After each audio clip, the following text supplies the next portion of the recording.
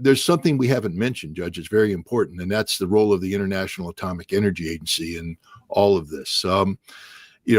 I will tell you, as a former UN weapons inspector in Iraq, that when you have foreign inspectors gain access to sensitive facilities, very important data that pertains to targeting is collected and sent back to the nations involved. Grossi and the IAEA have been in Israel's pocket from day one. Everything the IAEA inspectors see inside Iran has been taken back and turned over to the Israelis, and it was incorporated into their targeting. So the IAEA has been condemned as an organization. Moreover, politically, the IAEA, together with the United States, Great Britain, and Europe, helped legitimize the Israeli actions by issuing a Board of Governors report, which for the first time in 20 years said Iran is no longer complying with its non-proliferation obligations. It's an absurd report that falls apart upon close examination, but they created the political legitimacy for Israel's actions. Did Israel sign? I think the answer to this is no. The non-proliferation treaty? No, Israel's not a signatory. Israel doesn't respect it. I mean, the absurdity of the IAEA giving Israel an audience. I mean, it happened when I was a weapons inspector.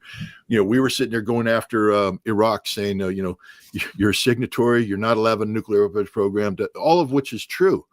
Meanwhile, we have Israel behind us going in harder, get them, inspect this, do this, that. And it's like, aren't you guys not only aren't signatories, you have a nuclear weapons program that's, exists in violation of the law, but nobody is willing to call Israel out on that. And that's one of the ultimate hypocrisies here, is that Israel, a nuclear power which operates outside of the framework of international law.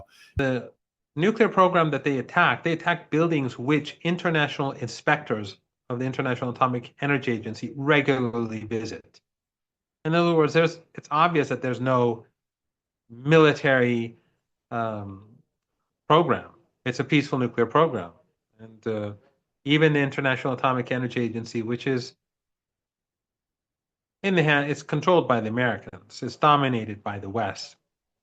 And the Board of Governors is a political entity, which is dominated by the West. Even they have never found any evidence that Iran's nuclear program is anything but peaceful.